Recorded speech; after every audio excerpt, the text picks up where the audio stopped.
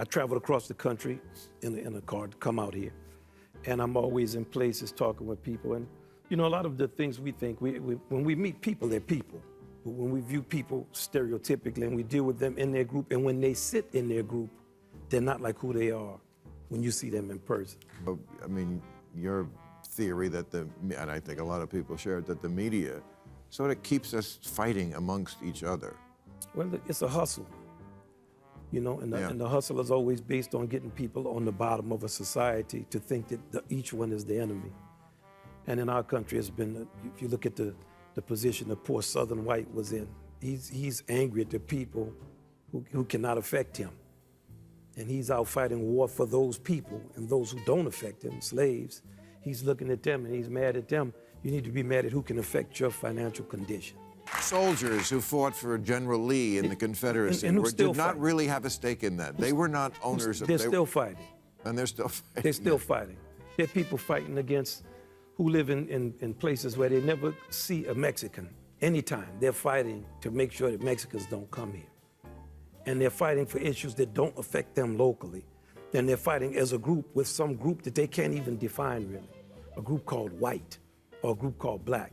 And my brother and I were laughing about, can you imagine if you got people from Vietnam, Japan, China, Thailand, and you put them all together and call them a group called yellows? And then you start to talk to them as if they were going to adhere to your concept of what they were. And as a nation, we have to kind of, we have to figure out what space do we want to be in terms of our conception of ourselves. Do we want to be symbiotic, like you and I, we sitting there talking? Do I want to fight you, or do I want to come together with you? Do I want to share the space? And that's really what jazz is about. It's important to realize that you're sharing space with people who are not playing what you would play. So sometimes they're playing notes, rhythm section is accompanying you. They're not playing what you would play. But you can't stop in the middle of what you're playing and say, don't play this, play what I would play.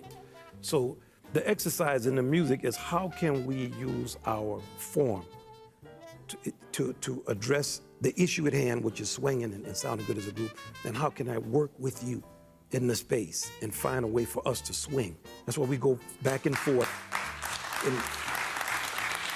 And it's not all fun and games. You know, sometimes it can get heated. It's not all on stage, it can get heated? Not. You try to, if you're professional, it won't get heated on stage. But there have been times when people have come to issues on stage. For us in our group, we have a really good balance, and we acknowledge it. For the last 15 or so years, we all say most bands are very dysfunctional. Well, there's a lot of choice. Right. And wherever there's choice, there's strife. Yeah. And there are a lot of paradoxical moments, ambiguous moments, and somebody steps into the space and you have to make decisions. And there are also hierarchies, like the drums are the president, the piano is the legislature, and the bass is the judicial branch. Now you have to deal with them. So, you know, a drummer might play something you don't like. And also the jazz musicians we have heated personalities, like we can speak good, clear English to you if we don't like what's going on. And we play with a lot of passion and feeling, but we're working out ideas, and things could go in any way, but there's a form that you have to know that we follow. You have to agree that you're trying to swing and that you will follow that form.